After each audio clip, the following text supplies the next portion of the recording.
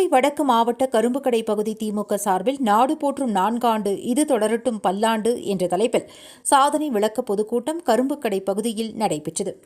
விழாவிற்கு கரும்புக்கடை பகுதி செயலாளர் எஸ். ஜெயாப்தீன் தலைமை வகித்தார். 79வது வட்டக்கழக செயலாளர் M.H. இப்ராஹிம், 86வது வட்டக்கழகம் எஸ். குத்புதீன் ஆகியோர் வரவேற்புரை வழங்கினர். கோவை வடக்கு மாவட்ட கழக செயலாளர் தொண்டாமுத்தூர் ரவி சிறப்புரை ஆற்றினார். கலை இலக்கிய பகுத்தறிவு பேரவை மாநில செயலாளர் மற்றும் தலைமை கழக பேச்சாளர் பொள்ளாச்சி உமாவதி, தலைமை கழக பேச்சாளர் துரைமுருகன் ஆகியோர் திமுக ஆட்சியின் 4ஆம் ஆண்டு சாதனைகளை எடுத்துரைத்தனர். இந்நிகழ்வில் கோவை வடக்கு மாவட்டம் சிறுபான்மையினர் நல உரிமை பிரிவு அமைப்பாளர் A.M. உசைன், 79வது வார்டு மாமன்ற உறுப்பினர் வசந்தாமணி, மாவட்ட பொருளாளர் அப்துல் ரஹ்மான், மாவட்ட துணைச் செயலாளர் எஸ். ஜெயந்தி, விளையாட்டு மேம்பாட்டு அணி அமைப்பாளர் தளபதி தியாகு ஆகியோர் முன்னிலை வகித்தனர். பகுதி அவைத் தலைவர் பூக்கடை ஜாஃபர் நன்றி உரையாற்றினார். இந்நிகழ்வில் தொண்டரணி தலைவர் பூக்கடை நௌஷாத், ஐடிவின் தொண்டாமுத்தூர் அமைப்பாளர் சிவகணேஷ், மாவட்ட பிரதிநிதி T.M. Abbas, M.H. Sulaiman, A. Ashraf Ali, H.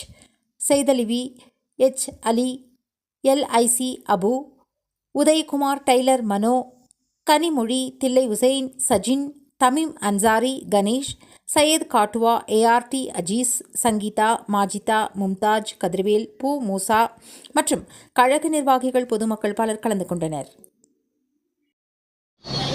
இன்றைக்கு கரும்புக்கடை பகுதியில் நடைபெற்றுக் கொண்டிருக்கக்கூடிய இந்த கூட்டத்தினுடைய தலைவர், பகுதி கழக செயலாளர், என் ஆறுயிர் சகோதரர் ஜெயிலா அவர்களே, வரவேற்புரை வழங்கி இருக்கக்கூடிய அன்பு சகோதரர், வாக்குறுதிகள் அத்தனையும் நிறைவேற்றி காட்டிய முதல் நபராக இருந்தவர் ஆறுயிர் தலைவர், முத்தமிழறிஞர் தலைவர் கலைஞர் அவர்கள்.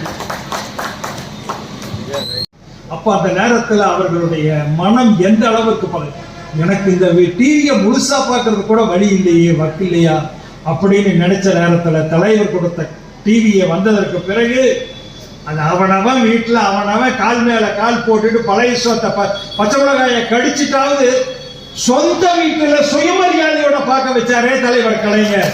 இதுல நிக்கிறது ஏழையின் சுயமரியாதை. அதே போல இந்த எரிவாயு அடுப்பு கொடுத்தாரே சாதாரணமாக இதுக்காக வேண்டி கொடுக்கிற விளையாட்டு. அவர் தான் மருத்துவர். அவர் மருத்துவம் பார்த்துட்டே இருக்கிற நேரத்தில் தலைவருக்கு ஒரு செய்தியை பார்க்கிறார். கிராமப்புறத்தில் இருக்கக்கூடிய ஏழை எளிய வீட்டு பெண்கள் பெரும்பாலானவர்களுக்கு நெஞ்சக நோய், ஆஸ்மா வந்துருது மற்றும் மூச்சு இறைப்பு நோய் வந்திருக்கு. ஏன் நோய் வருதுன்னு டாக்டர் கிட்ட திருப்பி கேட்டார். அப்ப டாக்டர் சொன்னாரு, அவங்க ஈர விறக பற்ற வச்சு அடுப்பும் போது அந்த புகை வரும், அந்த புகையை சுவாசிச்சு நெஞ்சில் அந்த நோய் கட்டிக்கிறதுனால ஐநா மன்றமே வியந்து பாராட்டி கொண்டிருக்கின்றது.